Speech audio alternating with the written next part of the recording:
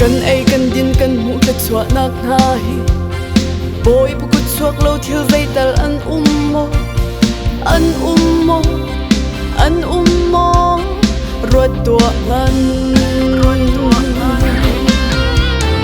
kan nak le kan tha lang le kan ruwa nak kan thrau le kan tho kan zai zong te boy pe bek an si e kan hal chang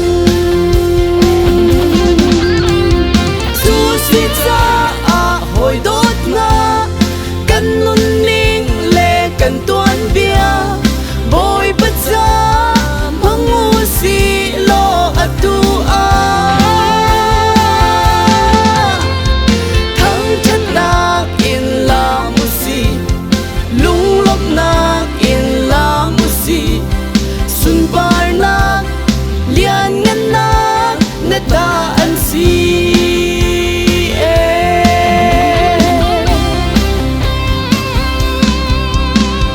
boy pedot nak vele athasian ha hi mur le ka le dang ni atlin lo amak tuk e really picky ta hang hey sidi na se thing ha vel te tla phai sidi na se atlin lo amak tuk e su si cha a hoi dot na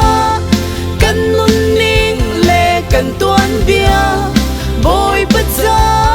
mangu si lo atu a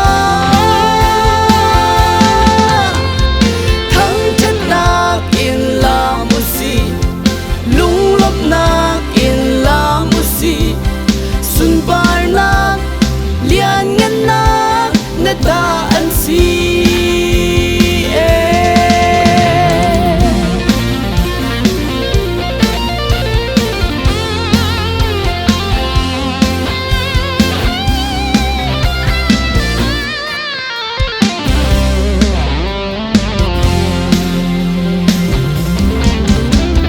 kan thin nung le kan ruwa nak ni aphan lo boy pedot nak thu le asan zian ha hi aphan lo adot nak chu than vel te tiang in amun zung zal mi thil pathum lak a asang bik le atha bi asung bi mi chu do nak asi si cha a hoi dot na kan nun ning le kan tuan bia boy pa cha mangu si lo atu a thang chan nak in la mu si lung lop nak in la mu si sun bar nak lian ngan nak na ta